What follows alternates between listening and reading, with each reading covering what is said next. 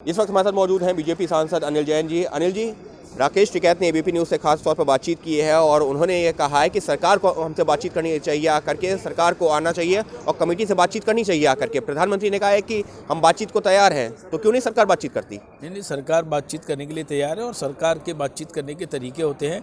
कहीं पे भी सरकार बातचीत करने चली जाएगी ऐसा नहीं। सरकार, माननीय प्रधानमंत्री जी ने स्पष्ट सदन में कहा है, सदन के माध्यम से पूरे देश को कहा है, सारी दुनिया को बताया कि हम बातचीत के लिए तैयार हैं।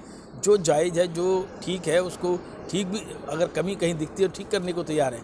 तो ना किसानों को जिद छोड़कर आंदोलन वापस कर देना चाहिए, बुजुर्गों को घर भेजना चाहिए और जो उनकी मांगे हैं उनके बारे में अगर ठीक है, उसमें कहीं कानून में कहीं उनको कमी दिखती है तो सरकार उसको ठीक करने के लिए भी तैयार है। इसमें कोई दो राय नहीं है। एक बार जो सारे देश में फैलाई जा रही है, प्रधानमंत्री जी ने स्पष्ट कहा था कि ये नरेंद्र सिंह तोमर जी ने कहा है कि ये 1 फोन कॉल अवे है। इसका मतलब नहीं है कि हर चीज़ में प्रधानमंत्री जी को ही डालेंगे। नरेंद्र सिंह तोमर जी 1 फोन कॉल अवे हैं और सबको पास उनके भी नंबर हैं और जो बात करना चाहता है, जो जैसी भी बात रखना चाहता है, वो नरेंद्र सिंह जी से बात करें। निश्चित रूप से सरकार इस बात में गंभीर है और बात करेगी। लेकिन सर, इस सबके बीच में राकेश टिकैत का भी यही कहना है, किसानों का कानून है, किसानों से बिना बात किए हुए बना दिया जाता है, तो ऐसे कानून को तो रद्द करना चाहिए। नहीं, देखिए ऐसा है ना, किसान इस कानून पर पिछले 20 साल से चर्चा चल रही है। ये कोई आज की बात नहीं है। ये राकेश टिकैत ये बरगलाएं, ये गलत बात, तथ्यात्मक नहीं है। 20 साल से जिस चीज़ों पर चर्चा चल रही है, हर सरकार, अटल जी की सरकार में बात उठी थी, तब से कि यूपीए की सरकार में हुई, तमाम मंत्रियों ने इस पर तहरीरें दी, यूपीए ने इस पर अपना बात पक्ष रखा, मनमोहन सिंह जी ने पक्ष रखा, सिब्बल जी ने पक्ष रखा, शरद पवार ने पक्ष रखा, हुड्डा कमेटी आई, फिर अभी केंद्र सरकार ने इस चीज़ को संज्ञान में लिया है। लाल किले में जो घटना घटी है उसके बाद लगातार एक नाम सामने आ रहा था, दीप सिद्धू का, और अब उसको दिल्ली पुलिस ने गिरफ्तार कर लिया। हमारे साथ मौजूद हैं बीजेपी सांसद अनिल जैन जी। अनिल जी, दीप सिद्धू को लेकर के लगातार विपक्ष भी कह रहा था कि उसको गिरफ्तार होना चाहिए, क्योंकि खास तौर पर आपकी पार्टी के नाम को लेकर के कि उनके करीब है, बीजेपी के करीब है और बीजेपी के नेताओं के करीब है दीप सिद्धू, इस वजह से कार्रवाई नहीं हो रही है। विपक्ष लगातार कह रहा था। देखिए, विपक्ष तो बरगलाने की कोशिश शुरू से कर रहा है। जिन लोगों ने 26 जनवरी का ये घिनौना कृत्य किया है, चाहे कोई भी हो, उन पर सब प्रकार से शिकंजा कसा जाना चाहिए। सरकार कस रही, चाहे जो भी हो। और जहाँ तक दीप सिद्धू का सवाल है, दीप सिद्धू के बारे में जिसके साथ जोड़ा जा रहा था उन्होंने दिसंबर में डिनाई कर दिया था और इसको ये तथ्य को छुपा रहे हैं। इसको भी हाईलाइट करना चाहिए कि उनको पहले ही डिनाई कर दिया कि वो अब उनके साथ नहीं है। कोई आदमी किसी के साथ कभी रहता है और वो उसका अगर मति भ्रम हो जाती है तो हमेशा ज़िंदगी भर उसके साथ चिपका दिया जाएगा, ऐसा तो नहीं होता।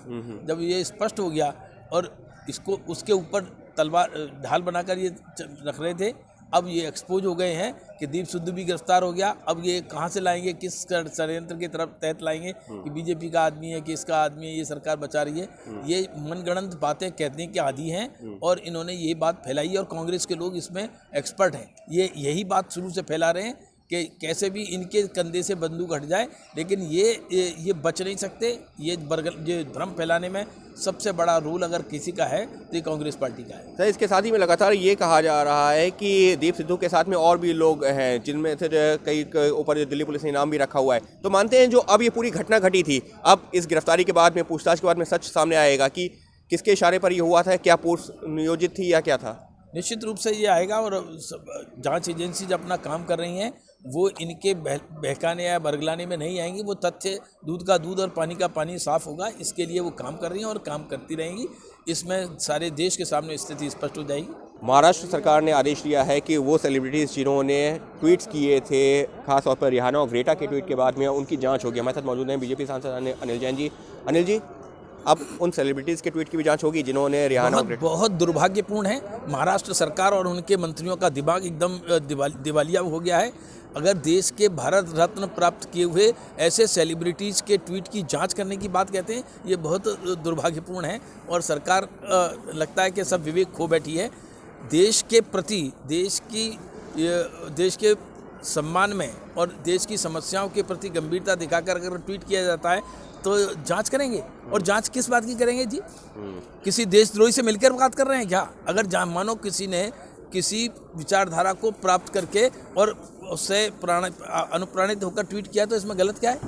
ये किस बात की कह रहे हैं? क्या उनका ये कहना है कि सबकी लाइन जो कई ट्वीट्स की लाइन कुछ भी हो, मैं कह रहा हूँ सबने एक जैसा किया तो क्या गलत किया? ये किस तरह की बात है? देशद्रोहियों से मिले हैं क्या? देश के समस्याओं के प्रति, देश की सरकार के प्रति, देश की बिल के प्रति अगर समर्थन देते हैं तो चाहे एक जैसा करते हैं मिलकर, हम और आप सब लोग 10 लोग मिलकर कहते हैं तो इसमें कोई गलत हो जाएगा? ये जांच का विषय है। समझ नहीं आता किस प्रकार की देश में सरकार चला रहे हैं ये लोग और क्या चाहते हैं, किस तरह से इंटिमिडेट करना चाहते हैं सेलिब्रिटीज को महाराष्ट्र में। ये बिल्कुल क्षम्य नहीं है और देश की जनता और महाराष्ट्र की जनता इसको माफ़ नहीं करेगी। देश की जनता और महाराष्ट्र की जनता माफ़ नहीं करेगी, क्योंकि ये अगर सेलिब्रिटीज़ ने कोई ट्वीट किया भी है तो वो कोई देश विरोधी नहीं बल्कि देश के किसी अहम मुद्दे से जुड़ा हुआ था, और अगर सबकी लैंग्वेज सेम थी भी तो उस पर आपत्ति क्या हो सकती है। Ankit Gupta, ABP news, Delhi.